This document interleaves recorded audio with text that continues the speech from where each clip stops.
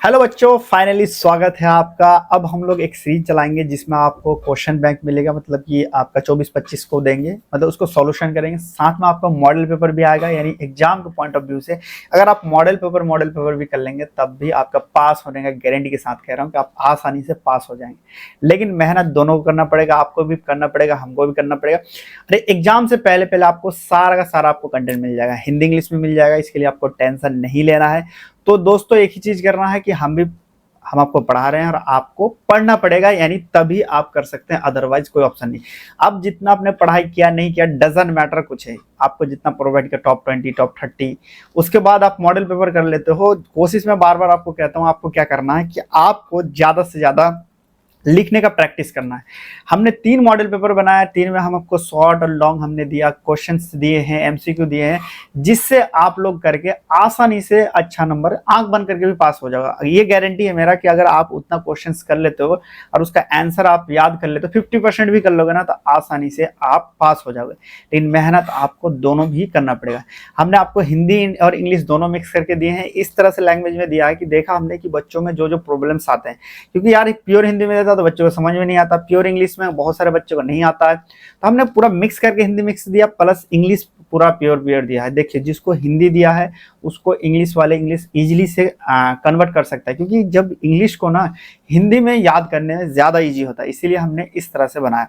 कोई भी चीज होगा आप मुझे कमेंट में बता सकते हैं, जरूर हम आपको हेल्प करेंगे। चलिए दोस्तों देखते हैं 2024 का, फिर हम लोग 25 का देखेंगे, मतलब धीरे धीरे हम लोग कंटिन्यू करें। देखिए पहले क्वेश्चन पूछा गया था लॉन्ग क्वेश्चन में, हम देखते हैं लॉन्ग में कौन कौन से क्वेश्चन और किस तरह से क्वेश्चन पूछे। देखो पहला पूछा था कि requirement responsibility of pharmacist working in hospital pharmacy. यहाँ पहले 2 क्वेश्चन है। देखो लॉन्ग में जब भी पूछा जाएगा दो टॉपिक पूछा है, एक आपका रिक्वायरमेंट पूछा है, दूसरा आपका रिस्पॉन्सिबिलिटी किसके में, आपका हॉस्पिटल फार्मासिस्ट में।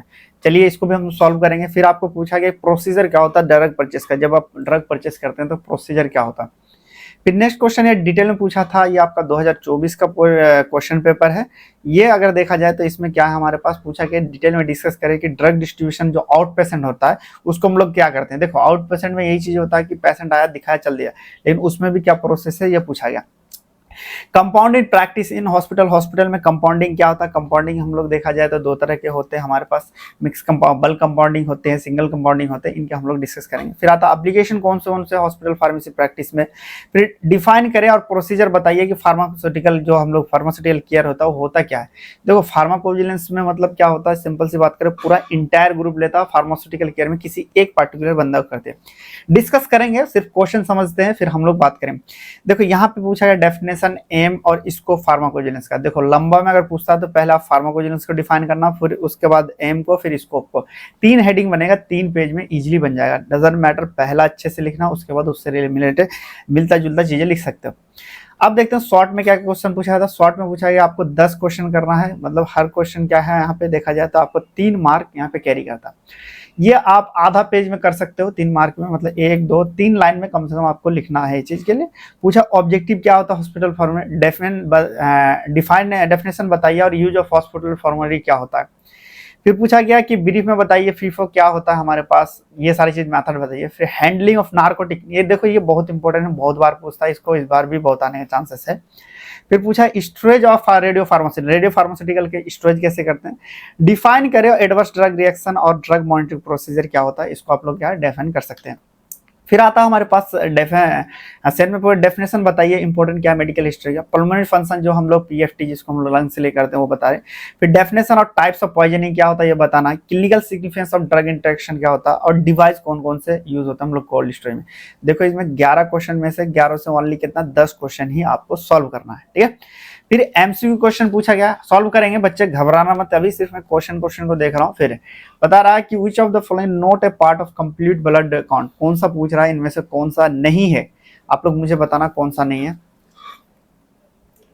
कौन सा नहीं है कमेंट में बता सकते हो। फिर पूछा which of the following an inventory technique procedure कौन सा है। फिर पूछा गया है कि आपको कौन कौन से कार्डियक डिसऑर्डर होते हैं, इसका आप कर सकते हो। फिर ये सारे के सारे क्वेश्चंस आपको पूछा गया, फिल इन द ब्लैंक पूछा गया। फिर आता हमारे पास 1 वर्ड में पूछा गया है कौन कौन से होते हैं क्लिनिक। इसको अब हम लोग सॉल्यूशन के ओर चलते हैं, ठीक है, क्योंकि सॉल्यूशन बहुत इंपॉर्टेंट रखता है। बहुत सारे बच्चे बोल रहे थे कि सर मुझे सॉल्यूशन नहीं मिल रहा पेपर में, लेकिन हम आपको प्रोवाइड करेंगे, इसलिए टेंशन नहीं लेना। देखो तो चलिए स्टार्ट करते हैं। चलिए क्लैपिंग एक बार कमेंट में मारना, चलो नेक्स्ट देखते हैं। सबसे पहले यहाँ पे क्वेश्चन पूछा गया था रिक्वायरमेंट और responsibility of hospital pharmacy. Hospital pharmacist की रिक्वायरमेंट क्या है और रिस्पॉन्सिबिलिटी। रिक्वायरमेंट के बारे में देखा जाए तो सबसे पहले क्या है, आवश्यकता है, यानी क्या जरूरत है। देखो स्टाफ के बारे में बात करें, स्टाफ बेस्ड बेड स्ट्रेंथ, मतलब कि हम लोगों को देखा जाए तो जितना हमारे पास बेड है, हॉस्पिटल आपने सुना होगा जब पढ़े क्लासिफिकेशन पढ़े होंगे, small bed, large bed, medium bed आपने पढ़ा होगा, ठीक है। अगर हम लोग देखा जाए 100 से नीचे तो इसको स्मॉल कहते हैं, अगर हम लोग 100 से 300 के बीच में होता तो हम लोग क्या कहते हैं, मीडियम कहते हैं, और 350 से या 300 से हम लोग 500 या उससे ऊपर हो तो इसको हम लोग लार्ज हॉस्पिटल के नाम से जानते हैं। अब क्या कह रहा है देखो, अस्पताल में बेड की संख्या के आधार पर फार्मासिस्ट की संख्या तय होती है। क्या है, अस्पताल में किस चीज में होते हैं, बेड के आधार पर। आमतौर पर प्रति 50 बेड पर 3 फार्मासिस्ट होना जरूरी है और 100 बेड पर 5 फार्मासिस्ट होना और 200 पे 8 फार्मासिस्ट होने की आवश्यकता होती है। ये गाइडलाइन कहती है। कितने हमारे पास, ये आपको एमसीक्यू में पूछता है कि 50 किस में 3 फार्मासिस्ट आपको जरूरत है। इन 100 अगर जरूरत करे, 100 अगर बेड का हॉस्पिटल तो उसमें 5 फार्मासिस्ट की जरूरत है, वहीं 200 के बारे में तो 8 फार्मासिस्ट की हमें जरूरत पड़ती है। क्वालिफिकेशन में देखा तो फार्मासिस्ट के पास फार्मेसी 1948 एक्ट के तहत क्या है, यहाँ पे बी फार्मा या फिर डी फार्मा क्या है, रजिस्टर होना जरूरी है। अब आता प्रोफेशनल स्किल के बारे में बात करें, उन्हें दवाओं की फार्माकोलॉजी और इंटरेक्शन और भंडारण की गहरी जानकारी होना चाहिए। क्या, उसको अच्छे तरह से प्रैक्टिस होना चाहिए कि फार्माकोलॉजी कैसे काम करता है, इंटरेक्शन। आप ही लोग बताओ, जब आप लोग डी फार्मा करने से पहले जब मेडिकल स्टोर में रहते थे और अब जब प्रैक्टिस करोगे तो बहुत आपको चेंजेस देखने को मिलेगा। इसी का इंग्लिश देखते हैं क्या कह रहा, requirement staffing based on bed strength. देखो ये सबसे ज्यादा इंपॉर्टेंट करता है कि जब भी आप लिखे ये हेडिंग इंपॉर्टेंट करता है, ठीक है। क्या कह रहा, the number of pharmacist decide based on the number of bed in hospital, मतलब ये आपको फार्मासिस्ट कितना है, बेड पे हॉस्पिटल में कितना बेड है उस पर डिपेंड करता है। टिपिकली यहाँ पे देखा जाए 3 फार्मासिस्ट 50 बेड के लिए, 5 फार्मासिस्ट 100 के लिए और 8 फार्मासिस्ट यहाँ 200 बेड के लिए, ठीक है। क्वालिफिकेशन के बारे में बात करें, बी फार्मा डी फार्मा मतलब मिनिमम और रजिस्टर फार्मेसी एक्ट 1948 के हिसाब से रजिस्टर होना चाहिए अपने स्टार्ट से। यूपी से है तो यूपी से, उत्तर प्रदेश है, मध्य प्रदेश से, जहां से है वहां से आप रजिस्टर होना चाहिए। अब आता professional skill, what do mean the professional skill, मतलब कि आपको डीप नॉलेज होना चाहिए फार्माकोलॉजी और इंटरेक्शन और मेडिसिन को किस तरह से हम लोग स्टोरेज रखते हैं, ठीक है। इसका यहाँ तक देखा जाए। अब दूसरा पार्ट देखते हैं। अब यहाँ पे रिक्वायरमेंट खत्म हो गया, अब हम लोग रिस्पॉन्सिबिलिटी देखते हैं। रिस्पॉन्सिबिलिटी का मतलब क्या है कि आप अगर हॉस्पिटल फार्मासिस्ट है तो क्या रिस्पॉन्सिबिलिटी। सबसे पहले प्रोक्योरमेंट और स्टोरेज, मतलब आपको क्या है, दवाएं को खरीद करना और उन्हें सही तापमान, जिसे हम लोग कोल्ड स्टोरेज और सुरक्षा के साथ रखना। पहला क्या, प्रोक्योरमेंट और स्टोरेज। देखो ये इंपॉर्टेंट रखता है सबसे ज्यादा हेडिंग। फिर आता है डिस्पेंसिंग, प्रिस्क्रिप्शन के अनुसार सटीक दवाएं देना और यह सुनिश्चित करना कि मरीज को सही खुराक मिले, इसको हम लोग डिस्पेंसिंग कहते हैं। फिर आता है पेशेंट में काउंसलिंग, मरीज को समझाना कि दवाई कब, कैसे और किन सावधानी के साथ लेनी चाहिए। फिर आता है हमारे पास मेडिकेशन हिस्ट्री। फिर आता पार्टिसिपेंट इन पीटीसी, मतलब फार्मेसी एंड थेरेपेटिक कमेटी के सदस्य के रूप में दवाई की मदद करना। ये सारे क्या रिस्पॉन्सिबिलिटी है। देखो सिर्फ आप हेडिंग भी लिख दोगे तब भी आप चल जाएगा। पहला क्या, प्रोक्योरमेंट मतलब दवाई खरीदना। दूसरा आता डिस्पेंसिंग। फिर आता हमारे पास पेशेंट काउंसलिंग। फिर आता मेडिकेशन हिस्ट्री। फिर आता है participant in PTC. Mainly 5 point है, आपको याद रखना। चलिए नेक्स्ट देखते हैं। नेक्स्ट आता है प्रोक्योरमेंट ऑफ ड्रग परचेज। जब हम लोग दवाई खरीदते हैं तो क्या प्रोक्योरमेंट मतलब क्या विधि रहती है। सबसे पहले यहाँ के क्या कह रहा, अस्पताल में दवाई की खरीद एवं सिस्टमिक प्रोसेस है ताकि क्वालिटी और लागत सही बने रहे। क्या है, प्रोक्योरमेंट एक तरह का सिस्टमिक मतलब होता है कि लगातार चलने वाली चीज है और उसमें क्वालिटी और कॉस्ट इफेक्टिव बनी रहे। सबसे पहले हम लोग क्या करते हैं, प्रिपरेशन ऑफ इंडेड। सबसे पहले हम लोग क्या करते हैं, प्रिपरेशन ऑफ इंडेड। सबसे पहले इन्वेंट्री कंट्रोल सिस्टम से यह चेक किया जाता है कि कौन सी दवाई खत्म होने वाली है और इसके बाद परचेस रिकॉग्निशन तैयार किया जाता है। देखो परचेस रिकॉग्निशन मतलब कि कौन कौन सी दवाई है, एक तरह का लिस्ट नहीं बनाते। जैसे मम्मी आपको क्या करती है, मम्मी जैसे आप शादीशुदा है तो बीवी क्या करेगी, धनिया ले आइयो, पुदीना ले आइयो, ये ले आइयो। उसी तरह मम्मी कहेगी बेटा ये लाओ वो लाओ, खत्म होने से पहले, हल्दी लाने से पहले। तो उसी तरह क्या होता है कि जब दवाई खत्म होने से पहले हमें इन्वेंट्री मतलब एक पूरा लिस्ट रहता है, आपको पता चल जाता है कि ये दवाई आपको खत्म होने वाली, तो पहले हमने लिस्ट बना ली। फिर आता सिलेक्शन ऑफ सप्लायर, विश्वसनीय और लाइसेंस प्राप्त सप्लाई की लिस्ट तैयार की जाती है। यानी हम लोग देखते हैं कि हमारे पास जो है कौन सा सप्लायर सबसे अच्छा है, जिसके पास लाइसेंस भी है और अच्छा सामान देता है। फिर आता है इनवाइटिंग कोटेशन एंड टेंडर। विभिन्न सप्लायर से कोटेशन मांगते हैं और इससे दवाई की कीमत, डिलीवरी समय और पेमेंट की शर्त देखते हैं। यानी हमने 5 कंपनी है, बहुत अच्छी कंपनी है, तो उस 5 कंपनी में हम क्या करेंगे, उसका मैचिंग करेंगे प्राइस। उसके बाद हम देखेंगे कि इसका सबसे अच्छा कौन प्राइस है, टाइम कौन टाइमली डिलीवर करता है। कोई ऐसा कह रहा भाई 1 टाइम में देना, कोई कह रहा 5 महीने में देना, कोई कह रहा 1 साल में देना। हम सबको मिला के जुला के सबको देखेंगे कि कौन सा अच्छा दे रहा है, फिर हम उससे खरीदेंगे, जिसको हम लोग कहते हैं इन्विटेशन कोटेशन टेंडर। फिर आता कंपैरेटिव स्टेटमेंट, सभी कोटेशन को तुलना की जाती है और सबसे बेहतर सप्लाई को चुना जाता है। यानी सबसे पहले हमने लिस्ट बनाया, उसके बाद सिलेक्शन किया, उसके बाद सबको इनवाइट किया कि किसका कितना प्राइस है, उसके बाद फाइनली हम लोग सेलेक्ट करते हैं। प्लेसमेंट ऑफ परचेस ऑर्डर, हम लोग क्या करते हैं, हम लोग ऑर्डर को परचेस किया, चुने गया सप्लायर को परचेस ऑर्डर को भेजा जाता है कि हम लोग कर देते हैं। फिर फाइनली रिसीप्ट एंड इंस्पेक्शन, दवाएं आने पर मात्रा, बैच नंबर और एक्सपायरी डेट को पीओ से मिलाते हैं। यानी कि हम लोग जो परचेस दिए हैं उसको सही तरीके से परचेस ऑर्डर मिलाते हैं कि ये जो हमने दिया वो मिल रहा है या कुछ और चिपका के चला गया, जिसको हम लोग कहते हैं चूना लगाना। फिर आता है हमारे पास पेमेंट प्रोसेसिंग, लास्ट में हम लोग क्या करते हैं, पेमेंट प्रोसेसिंग हम लोग उसे दे देते हैं। अगर वो सब कुछ सही रहा तो हम लोग उसको पैसा देते हैं। हम लोग 7 स्टेप में करते हैं। सबसे पहले बोलना मेरे पास प्रिपरेशन करना, उसके बाद सिलेक्शन करते हैं, इन्विटेशन करते हैं, कंपैरेटिव स्टेटमेंट करते हैं, फिर हम लोग प्लेसमेंट करते हैं, फिर उसके बाद रिसिप्ट करते हैं, उसके बाद हम लोग फाइनल पेमेंट प्रोसेसिंग करके दे देते हैं। ये सारे पूरा प्रोसीजर होता है। इसी का इंग्लिश देखें तो सबसे पहले क्या करा हमने, मेडिसिन को प्रोक्योरमेंट करने के लिए हम लोग उसे क्या करते हैं, प्रिपरेशन करते हैं, उसके बाद सिलेक्शन करते हैं सप्लाई, उसके बाद कोटेशन का इन्विटेशन करते हैं, फिर उसका कंपैरेटिव स्टेटमेंट देखते हैं, यानी मिलाते हैं कि कौन सबसे सस्ता दे रहा, प्लेस ऑर्डर करते हैं, फिर रिसिप्ट में चेक करते हैं, उसके बाद फिर हम लोग लास्ट में उसको पेमेंट रिलीज कर देते हैं। ये पूरा हम लोग मेथड से करते हैं। चलिए नेक्स्ट क्वेश्चन। नेक्स्ट क्वेश्चन को drug distribution of out patient, मतलब आउट पेशेंट को हम लोग किस तरह से देते हैं। आउट पेशेंट वो पेशेंट कहते हैं, पेशेंट 2 तरह के होते हैं, एक होता है इन पेशेंट, एक होता है आउट पेशेंट। इन पेशेंट उसे हम लोग कहते हैं आया, एडमिट हुआ, कुछ दिन रहा है। आउट पेशेंट आया, दिखाया, चल दिया, आया, दिखाया, जो चल दिया, उसके लिए हम लोग कौन कौन से देते हैं। देखो आउट पेशेंट जिसको हम लोग बाहरी मरीज वो होते हैं जो चेकअप के लिए आते हैं और हॉस्पिटल में भर्ती नहीं होते हैं, और उनके लिए विभिन्न प्रकार की हम लोग डिस्पेंसिंग करते हैं। सबसे पहला आता है लोकेशन। ओपीडी फार्मेसी हॉस्पिटल के प्रवेश द्वार या मुख्य लॉबी के पास होनी चाहिए ताकि मरीज आसानी से प्रवेश पैसा यानी कह सकते पैसा दे और दवाई ले सकता है। फिर आता है प्रिस्क्रिप्शन रिसीविंग। सबसे पहले हम लोग क्या करते हैं, प्रिस्क्रिप्शन रिसीव करते हैं, यानी फार्मासिस्ट मरीज को प्रिस्क्रिप्शन प्राप्त करता है और उससे ध्यान से पढ़ता है, यानी पहला प्रिस्क्रिप्शन करेगा। उसके बाद हमारे पास क्या था, filling and levelling. Filling and levelling मतलब दवाई के कंटेनर को मरीज के नाम एवं दवा के खुराक समय के स्पष्ट लेवल लगाते हैं। फिर आता है हमारे पास डबल चेकिंग। फिर आता है हमारे पास क्या करते हैं, डिस्पेंसिंग काउंसलिंग। मरीज को दवा देते समय उसको साइड इफेक्ट और खान पान के परहेज के बारे में बताए जाते हैं। फिर लास्ट आता है रिकॉर्ड मेंटेन। इस तरह से हम लोग क्या करते हैं, पूरा का पूरा इन से हम लोग आउट पेशेंट से देते हैं। पहले लोकेशन हम लोग देखेंगे कहाँ पे होना चाहिए, फिर आता है प्रिस्क्रिप्शन रिसीविंग, फिलिंग या फिर डबल चेकिंग। इसको हम लोग आगे जब मॉडल पेपर सॉल्यूशन करेंगे तब हम लोग इसे अच्छे से याद करेंगे, ठीक है। फिर आता है इंग्लिश में देखा जाए तो सबसे पहले यहाँ पे क्या था, प्रिस्क्रिप्शन रिसीविंग आता, फिलिंग एंड लेवलिंग आता, फिर आता डबल चेकिंग, फिर आता डिस्पेंसिंग, फिर आता रिकॉर्ड मेंटेनेंस। इसी तरह मैंने आपको डिस्पेंसिंग, ड्रग डिस्पेंसिंग में हमने जो स्टेप लिखा था, पहले पेशेंट को रिसीविंग करते हैं, उसका रीडिंग एंड चेकिंग करते हैं, उसके बाद फिर हम लोग और डबल चेक करते हैं, उसके बाद फिर हम लोग सामान निकाल के देते हैं। उसको भी आप लिख सकते हो, ठीक है। चलिए नेक्स्ट पूछ रहा कंपाउंडिंग इन हॉस्पिटल। हॉस्पिटल में कंपाउंडिंग क्या होता है। देखो कंपाउंडिंग का अर्थ जो होता है दवाओं को मरीज के विशिष्ट आवश्यकता के अनुसार फार्मेसी में तैयार करना, यानी कि पहले से ना रख के हम लोग फार्मेसी में जब 2 दवाई को मिला के करते हैं उसे हम लोग कंपाउंडिंग कहते हैं। नीड कब पड़ती है, जब किसी विशेष दवा को हम लोग क्या देखें, इंस्टेंट मार्केट में उपलब्ध ना हो, मतलब इंस्टेंट मार्केट में उपलब्ध ना हो, जैसे छोटे बच्चों के लिए सिरप, या मरीज को किसी खास तरह का इंग्रेडिएंट से एलर्जी हो, उस कंडीशन में हम लोग कंपाउंडिंग करते हैं। देखो नीड करके इसको जब पॉइंट करके लिखोगे अगर पूछ गया तो इसमें आपको लगता है एग्जामिनर नंबर अच्छा देता है कि नहीं बच्चों को पता है, ठीक है। फिर क्या कह रहा है, टाइप ऑफ कंपाउंडिंग। सबसे आता है हमारे पास बल्क कंपाउंडिंग। सामान्य उपयोग के लिए यहाँ पे हम लोग इंस्टेंट सॉल्यूशन अगर आइडिमेंट पहले से बना रखते हैं। फिर आता है हमारे पास क्या, इंडिविजुअल प्रिस्क्रिप्शन कंपाउंड, किसी खास प्रिस्क्रिप्शन के लिए दवा बनाना।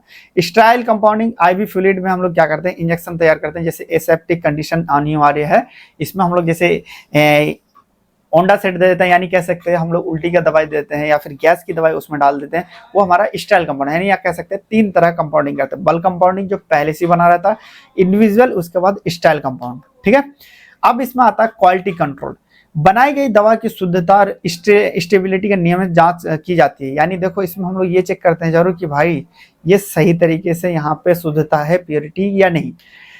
अब इसी का देखा जाए, ये नेक्स्ट आता है हमारे पास कि कंप्यूटर एप्लीकेशन हॉस्पिटल फार्मेसी में इन्वेंट्री मैनेजमेंट, स्टॉक लेवल का रखना, और जब स्टॉक खत्म होता है तो कंप्यूटर ऑटोमेटिक अलर्ट देता है, जिसको हम लोग रीऑर्डर कहते हैं। देखो इन्वेंट्री मैनेजमेंट में हम लोग सबसे पहले इसका यूज करते हैं, क्योंकि देखो ऑटोमेटिक आपको टू टू, जैसे आप देखो मोबाइल का यूज करते हो, आप क्या होता है बैटरी खत्म हो टू टू करता है, डेटा खत्म होता है टू टू करने लगता है। उसी तरह जब यहाँ पे हम लोग यूज करते हैं तो आपको क्या है, आपको मिलता है एक तरह का अलार्म टाइप का मिलता है, वो अपने आप आपको बता देता है। फिर आता है पेशेंट डेटाबेस, मरीज की मेडिकल हिस्ट्री और एलर्जी डिजिटल रिकॉर्ड रखा था, किसका डिजिटल रिकॉर्ड रखते हैं। फिर आता है हमारे पास मेडिकेशन, इसका यूज पढ़ रहे हैं, क्या क्या यूज होता है, किसका कंप्यूटर क्या क्या यूज होता है, हॉस्पिटल फार्मेसी। यहाँ जैसे मेडिकेशन हम लोग क्या रीऑर्डर में हम लोग यूज करते हैं, डॉक्टर द्वारा डिजिटल प्रिस्क्रिप्शन भेजने से गलतियां की संभावना कम होती है। यानी डॉक्टर अगर मान लो जैसे साउथ में सबसे ज्यादा भी चल रहा है कि या बड़े बड़े हॉस्पिटल में वो प्रिस्क्रिप्शन हैंड रिटन नहीं देता, या फिर जो दुबई में चल रहा है वो हैंड रिटन नहीं देता, आपको ऑनलाइन कर दिया, आप जाइए फार्मेसी में दवाई लेकर आ जाइए। उससे क्या होता है, गलतियां की चांसेस कम होती है। फिर आता है drug interaction, drug interaction screen करने, यदि डॉक्टर ऐसी दवाई लिखता है जो आपस में रिएक्ट कर सकती है तो सॉफ्टवेयर तुरंत फार्मासिस्ट को चेतावनी देती है कि ये भाई साहब आपको रिएक्ट कर सकती है। फिर आता है बिलिंग एंड अकाउंटेंट, सटीक बिलिंग और डेली सेल्स रिपोर्ट करने की तैयारी में हम लोग इसका काम करते हैं। फिर आता है इंफॉर्मेशन रिलेटेड करने के लिए कि दवाई का रिसर्च के बारे में ऑनलाइन डेटाबेस की जानकारी प्राप्त करने में ये हमें ईजी हो जाता है। ये सारे के सारे क्या है हमारे पास कंप्यूटर एप्लीकेशन यूज कर। पहले क्या है इन्वेंट्री मैनेजमेंट, दूसरा आता है पेशेंट डेटाबेस, फिर आता है मेडिकेशन रीऑर्डर, फिर आता है ड्रग सिलेक्शन, फिर आता है बिलिंग, फिर आता है इंफॉर्मेशन। देखो ये सारी चीज लिखना जरूर, क्योंकि क्वेश्चन बहुत ज्यादा रिपीटेशन होता है आपके एग्जाम में, तो आप लोग हल्के में मत लेना। फिर आता है pharmaceutical care, what do mean the pharmaceutical care. देखो फार्मास्यूटिकल केयर का उद्देश्य मरीज के जीवन को गुणवत्ता, जिसको हम लोग क्वालिटी ऑफ लाइफ करना होता है। अब यहाँ पे देखा जाए क्या कह रहा है कि डिफिनेशन, या फार्मासिस्ट द्वारा थेरेपी की वह जिम्मेदारी पूर्व व्यवस्था है जिससे मरीज की स्वास्थ्य निश्चित रूप से बेहतर कर सके। मतलब फार्मासिस्ट के बारे में बात करें तो ये फार्मास्यूटिकल केयर वो चीज होती है जो मेनली मरीज को क्या करता है कि ज्यादा से ज्यादा आउटकम दे, क्वालिटी ऑफ लाइफ दे। अब देखो होता क्या है कि इसमें सबसे पहले देखो समझो, फार्मास्यूटिकल केयर का मतलब ये चीज होता है कि कोई भी दवाई, कोई भी चीज, मान लीजिए कोई पार्टिकुलर आदमी को नुकसान दे रहा है, तो हम क्या करते हैं उस आदमी पर फिर रिसर्च करते हैं कि आखिर ये कौन सा दवाई, क्यों इसको एलर्जी पहुंच रहा है और क्यों इसको सही तरीके से इलाज नहीं मिल पा रहा। उसके लिए प्रक्रिया क्या करते हैं, सबसे पहले असेसमेंट, मतलब मरीज की जो बीमारी है, दवा की जानकारी और उसकी जो जरूरत आकलन है उसको सबसे पहले असेसमेंट करते हैं। मान लीजिए आपको डी फार्मा करना था तो आपने क्या करा, कॉलेज देखा, अलग अलग कॉलेज देखा, जो आपको ईजी अच्छा कॉलेज लगा वहां पे अपने एडमिशन लिया, तो उसको हम लोग असेसमेंट कहते हैं। सेम टू सेम इसी तरह क्या है, आप जब फार्मास्यूटिकल केयर करते हैं तो उस मरीज के बारे में सब कुछ जानना होता है। फिर आता है आइडेंटिफिकेशन रिलेटेड ड्रग प्रॉब्लम, मतलब कि कौन सा इसमें प्रॉब्लम हो रही है, या देखना कि क्या कोई खुराक गलत या फिर कोई दुष्प्रभाव तो नहीं हो पा रहा। फिर आता है डेवलपिंग केयर प्लान, अगर मान लीजिए कुछ प्रॉब्लम होता है तो हम लोग केयर प्लान करते हैं, डॉक्टर के साथ मिलकर इलाज का एक बेहतर प्लान तैयार करते हैं कि किस तरह से हम लोग इसको सही कर सकते हैं। फिर आता है इम्प्लीमेंटेशन, इम्प्लीमेंटेशन मतलब मरीज को सही दवा देना और काउंसलिंग करना, यानी उसको अच्छे तरीके से देंगे और सही दवाई देंगे कि सही चीजों से उसका भला हो सके। फिर आता फॉलोअप मॉनिटरिंग, समय समय पर यह चेक करना कि दवा सही असर कर रही है या फिर जरूरत पड़ने पर प्लान बदलना पड़ेगा। ये सारे के सारी चीज करके हम लोग फार्मास्यूटिकल केयर कर सकते हैं। पहले क्या है, साथ में बोलना असेसमेंट, दूसरा आता आइडेंटिफिकेशन ड्रग रिलेटेड प्रॉब्लम, फिर आता डेवलपिंग केयर प्लान, फिर आता इम्प्लीमेंटेशन, फिर आता फॉलोअप मॉनिटरिंग। इस तरह से हम लोग क्या कर सकते हैं, फार्मास्यूटिकल केयर कर सकते हैं। अब आता डेफिनेशन, एम और स्कोप क्या फार्माकोविजिलेंस। देखो फार्मास्यूटिकल केयर का ही बड़ा भैया है फार्माकोविजिलेंस, मतलब कि फार्मास्यूटिकल एक छोटा लेवल पे करते हैं लेकिन फार्माकोविजिलेंस पूरे इंटायर पे करते हैं। कोई भी मेडिसिन हो तो उसको हम लोग फार्माकोविजिलेंस डिपार्टमेंट उसमें जरूर रहता है। सबसे पहले यहाँ पे डेफिनेशन देखें, या दवाई के प्रतिकूलन यानी फिर कह सकते हैं एडवर्स ड्रग रिएक्शन एवं अन्य दवाई समस्या का पता लगाने, मूल्यांकन करने के लिए रोकने का विज्ञान है। Pharmacovigilance department of pharmacy in which watch out, या फिर कह लीजिए वॉच आउट किसके ऊपर, वॉच आउट ऑफ ड्रग, मतलब मेनली क्या करते हैं फार्माकोविजिलेंस एक फार्मेसी का डिपार्टमेंट है, मेनली हमारे पास क्या दवाई पे वॉच आउट करते रहता है कि कोई जो दवाई है जितना साइड इफेक्ट, जितना मतलब कि इफेक्ट दे रही है उससे ज्यादा तो साइड इफेक्ट नहीं दे रहा, इसका काम होता है। इसका एम देखा जाए तो क्या होता है कि पेशेंट सेफ्टी, दवा के इस्तेमाल से होने वाले नुकसान को कम करता है। फिर आता पब्लिक हेल्थ, दवा के सुरक्षित और रेशनल यूज को बढ़ावा देता है। फिर आता एजुकेशन, स्वास्थ्य कर्मियों और मरीजों को दवाई के खतरों से जागरूक करना। फिर आता है स्कोप के बारे में देखा जाए इसमें, तो एडवर्स ड्रग रिएक्शन, नई और पुरानी दवाई को साइड इफेक्ट को रिपोर्टिंग करना। फिर मेडिकेशन एरर, जो दवाई को देने वाली गलतियां को विश्लेषण करना। फिर आता है कि हर्बल सेफ्टी। फिर आता है हमारे पास क्लिनिकल ट्रायल। फिर आता है हमारे पास देखा जाए तो ये सारे क्या है इसका इंपॉर्टेंट है, यानी कह सकते हैं यहाँ तक आपको लिखना है। यानी यहाँ पे देखा जाए ये कम से कम आप अगर लिखोगे तो ये कम से कम आपका 2 पेज में आसानी से भर जाएगा। Patient safety, public health, education, और स्कोप में देखा जाए तो adverse drug reaction, medication error, herbal safety और क्लिनिकल ट्रायल, ये सारे चीज यहाँ तक आपको लिखना था। चलिए देखते हैं नेक्स्ट। अब देखते हैं हम लोग पार्ट बी का इसका सॉल्यूशन करके देखते हैं, पार्ट बी में इसका क्या क्या चीज है, कैसे सॉल्यूशन करना था। पहले देखो यहाँ क्वेश्चन पूछा गया था कि objective hospital formality. Hospital formality का ऑब्जेक्टिव क्या है? अस्पताल में दवा की उपलब्धता और सुनिश्चित करना, तर्क जिसको हम लोग रेशनल यूज ऑफ मेडिसिन कहते हैं, वो ही इसका ऑब्जेक्टिव था। अदर भी ऑब्जेक्टिव लिख सकते हो हॉस्पिटल फार्मेसी का कि वन टाइम मेडिसिन प्रोवाइड करना, मेडिसिन देना, रेशनल यूज ऑफ ड्रग करना, ये सारी चीज आप पॉइंट में लिख सकते हो। मैंने इसको शॉर्ट में करा है, शॉर्टकट में, ताकि आप लोग कैसे लिखना था ये। फिर आता हमारे पास हॉस्पिटल फॉर्मेलिटी क्या होता है कि ये अस्पताल द्वारा स्वीकृत दवा की एक लिस्ट है, जो अप्रूवल लिस्ट होता है। यानी hospital formality is a list of approved drug, और इसको अप्रूव कौन करता है? Approved by PTC committee, is called hospital formality. अब नेक्स्ट यहाँ पे पूछा जाए, इंग्लिश देखा जाए तो क्या होता है कि ensure the availability of medicine in hospital and promoting the rational use of hospital is, ये सारे क्या है आपका, ये आपका हॉस्पिटल फार्मेसी का ऑब्जेक्टिव है। फिर क्या करा hospital pharmacy, this is a list of drug approve by hospital, ये क्या है एक तरह का ड्रग का लिस्ट होता है, और ये अप्रूव कौन करता है? अप्रूव बाय कौन सा कमेटी? अप्रूव्ड बाय कौन सा कमेटी? पीटीसी कमेटी यहाँ पे करती है। ठीक है, चलिए नेक्स्ट आता है एफईएफओ। एफईएफओ का मतलब क्या होता है? एफईएफओ का मतलब होता है फर्स्ट इन फर्स्ट आउट। देखो जब भी ये शॉर्टकट में पूछे इसका फुल फॉर्म जरूर याद रखना। एफ से फर्स्ट, ये क्वेश्चन बहुत पूछता है, इस बार भी पूछने का बहुत ज्यादा चांसेस है। जो स्टॉक पहले आया उससे हम लोग पहले निकालते हैं, उसी को हम लोग फर्स्ट इन फर्स्ट आउट कहते हैं। फिर आता है फर्स्ट एक्सपायर फर्स्ट आउट, जिसकी एक्सपायर पहली होती है उसको पहले हम लोग इस्तेमाल करो। ठीक है, फिर आता है हैंडलिंग ऑफ नार्कोटिक ड्रग, किस तरह से हम लोग इसको हैंडलिंग कर सकते हैं। इन दवाओं को डबल लॉक सिस्टम में रखा जाता है और इनका विस्तृत रिकॉर्ड रजिस्टर में रखा जाता है। यानी इसको क्या करते हैं? विस्तृत से हम लोग रजिस्टर में रखते हैं। अब देखो इसका इंग्लिश में मतलब देखा जाए विड्रॉल स्टॉक तक डेट कम फर्स्ट, मतलब कि जो पहला आता है उसको हम लोग पहले बेचेंगे, जो बाद में आता बाद में बेचेंगे।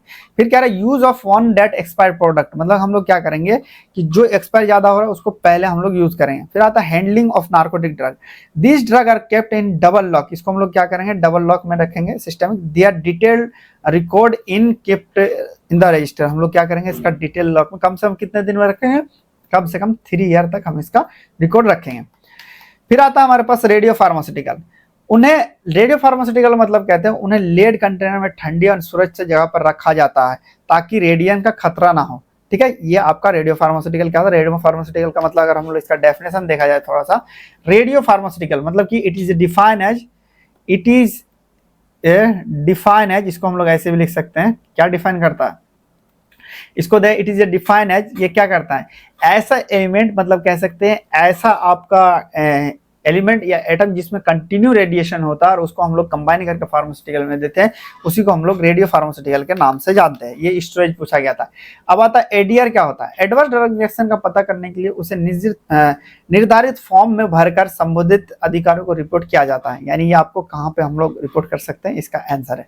फिर आता है मेडिकेशन हिस्ट्री, मरीज द्वारा पहले ही ली गई जो दवाई का रिकॉर्ड जो वर्तमान इलाज में मदद करता है, उसी को हम लोग मेडिकेशन हिस्ट्री के नाम से जानते हैं।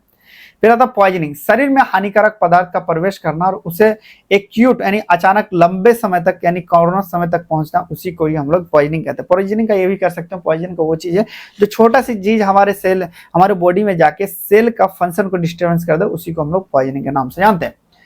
अब इसका इंग्लिश देखते हैं, radio pharmaceutical, these are store, इसमें पूछा गया था कि रेडियो फार्मास्यूटिकल को हम लोग कैसे स्टोर कर सकते हैं।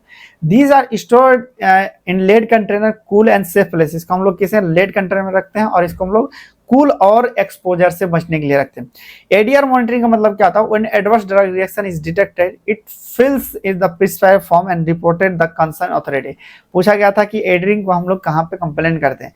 फिर आता मेडिकल हिस्ट्री क्या होता है? A record with medicine taken by the patient in past which help in current treatment. Medication history क्या होता है कि जो पुराने पेशेंट में कहाँ चीजें करके आया, अब जो करंट में यूज कर रहे हैं जो बीमारी है उसका फायदा किस तरह से ले सकते हैं। जैसे कुछ चीजों का एंटीबायोटिक से उसको एलर्जी है, तो हम क्या करेंगे, उन एंटीबॉडी का यूज ना करें। फिर कह रहे हैं poisoning, entry harmful substance in body, इस टाइप्स के बारे में बात करें तो ये हमारे पास क्या हो सकता है, ये चाहे सडनली हो सकता है या फिर क्रोनिक हो सकता है, इसी को हम लोग पॉइजनिंग कह सकते हैं। ठीक है, चलिए अब नेक्स्ट आता है हमारे पास मल्टीपल क्वेश्चन। मल्टीपल क्वेश्चन पूछा है, which of the following not a part of complete, जिसको हम लोग सीबीसी कहते हैं, कौन सा पार्ट नहीं है। तो जिसको हम लोग प्रोथ्रोम्बिन टाइम होता है ना, ये ब्लड काउंट भी करते हैं, एमबीसी भी करते हैं, और हिमाटोक्रिट भी हम लोग करते हैं। फिर आता है which of the following is an inventory control technique, पूछ रहा है इनमें से कौन सा एक आपका इन्वेंटरी कंट्रोल टेक्निक है। हम लोग देखा जाए तो ये देखो कौन सा इनमें से इन्वेंटरी, ग्रेविमेट्रिक एनालिसिस है यार, वॉल्यूमेट्रिक एनालिसिस है, ये क्यों होगा, ये तो हम लोगों ने केमिस्ट्री में पढ़ा था। तो वीडियो एनालिसिस ही आपका इन्वेंटरी कंट्रोल टेक्निक है। देखो किस तरह का क्वेश्चन पूछता है, लोग क्या सोचता है, लगाओ यार इसमें ग्रेविमेट्री टेक्निक ना। फिर पूछ रहा है टेस्ट कौन सा है जो कार्डियक डिसऑर्डर को डिफाइन करता है, कौन सा टेस्ट है। देखो एक्सपेरिमेंटल लंग्स है, ईसीजी ही तो कार्डियो है, कितना इजी क्वेश्चन। बिलिरुबिन किस में हम लोग करते हैं, लीवर के लिए करते हैं। फिर क्वेश्चन नेक्स्ट पूछा गया यहाँ पे कि in drug store expiry dated drug formulary known है, जो एक्स्ट्रा एक्सपायरी जो ड्रग होते हैं उसको हम लोग क्या कहते हैं। ठीक है, फिर यहाँ पे पूछा गया who act as a secretary of pharmacy therapeutic, कौन है बता, सेक्रेटरी कौन काम करता था। चेयरमैन तो इसका फिजिशियन था, सेक्रेटरी बताना वो आप लोग हो यानी फार्मासिस्ट। फिर यहाँ पे पूछा गया which of the following and psychotropic drug, इनमें से कौन सा एक साइकोट्रोपिक ड्रग है, यहाँ पे आपका बी सही है। फिर आता हमारे पास देखा जाए आइबुप्रोफेन तो है नहीं, यहाँ पे नेक्स्ट क्वेश्चन पूछा which of the following example of schedule H drug, schedule H drug मतलब कौन सा है। यहाँ पे एल पैराजोलम जो है ये शेड्यूल है, ये तो हमारे पास क्या है, पैरासीटामोल किस में आता है, पैरासीटामोल अगर हम लोग दे जाए ओटीसी में आता, मॉर्फिन क्या नार्कोटिक में आता, शेड्यूल एच कौन सा है हमारा एल्प्रोजोलम में। ठीक है, फिर नेक्स्ट क्वेश्चन यहाँ पे फिल इन द ब्लैंक में पूछा है। फिल इन द ब्लैंक में पूछा गया है कि पूछा गया था यहाँ पे नॉर्मल फीमेल हीमोग्लोबिन लेवल कहाँ से कहाँ होता है। तो यहाँ पे देखा जाए तो मेल में यहाँ देखा जाए तो कितना 13 से 17 होता है, फीमेल में 12 से 15 होता है। फिर यहाँ पे पूछा गया नेक्स्ट, अगर यहाँ पे reorder quantity level fixed between, reorder quantity level के मैक्सिमम और मिनिमम जो लेवल के बीच में स्टॉक है वो बताता है, यानी जो रीऑर्डर है वो आपको बताता है कि आपको दोबारा कहाँ से रीऑर्डर करना है।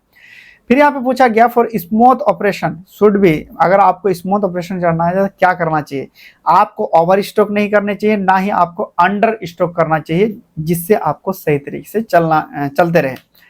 फिर यहाँ पे क्वेश्चन आता है कि full form of ICU, ICU का तो एक बच्चा भी लिख देता है यार, इंटेंसिव केयर कोरोनरी यूनिट। देखो जब भी क्वेश्चन बनाया जाता है, एक चीज मैं इंटरनल बताता हूँ, 60% ऐसा बनाया था बच्चा लूल बच्चा भी कर लेगा। थोड़ा सा पढ़ा लिखा जो है 20% थोड़ा सा हार्ड देते हैं, 20% और हार्ड देते हैं जो अच्छे तरीके से पढ़ता है। यानी आपको अगर टॉप बनना है तो 20% में कंपटीशन है, पास होना तो 60% में है। ठीक है, पूछ रहा है preference one nature poison known, जब आपको क्या है, जब हमारे पॉइजन का नेचर पता नहीं हो। यहाँ पूछ रहा है preference when the nature of poison is unknown, मतलब कि पॉइजन का नेचर ही पता नहीं हो तो क्या हो, उसे हम लोग यूनिवर्स एंटीट्यूड के नाम से जानते हैं। फिर कह रहा है पेशेंट हु ऑक्युपाइड बेड, भाई बताओ जो हॉस्पिटल में बेड करते हैं उसे हम लोग इन पेशेंट के नाम से जानते हैं। अब बताओ यार कितना इजी क्वेश्चन पूछा था यहाँ पे, जीपीपी गुड फार्मेसी प्रैक्टिस। देखो यहाँ देखो ये वाला जैसे यहाँ पे हार्ड क्वेश्चन पूछ लिया, ये भी मान लो हार्ड क्वेश्चन पूछा, लेकिन ये देखो कितना इजी, मैंने कहा ना 60% क्वेश्चन, ये भी आपका इजी क्वेश्चन, ये भी इजी क्वेश्चन, ये भी क्वेश्चन, मतलब इस तरह से क्वेश्चन आपको पूछता है। अब देखो वन वर्ड सेंटेंस में पूछ रहा है कि वन ऑफ द सॉफ्टवेयर, कोई भी सॉफ्टवेयर मेडिटेक लिख देना, आरएक्स फार्मेसी लिख देना, कुछ भी लिख सकते हो आप। फिर पूछ रहा है define clinical pharmacy, use of drug that directly related to patient care, मतलब इसी को हम लोग क्लिनिकल फार्मेसी के नाम से जानते हैं। फिर कह रहा है डिफाइन पोस्टनेटल, बच्चे के जन्म के बाद जो देखभाल करते हैं उसी को हम लोग पोस्टनेटल केयर कहते हैं। फिर आता है list of radiation alpha beta gamma, alpha beta gamma ये क्या है हमारा रेडिएशन है। फिर आता है name of associated liver function, जैसे कि एसजीपीटी, बिलिरुबिन, ये सारे हमारे क्या है लीवर फंक्शन है। फिर क्या full form TPN total parental nutrition होता है, ये क्या हमारे फुल फॉर्म है।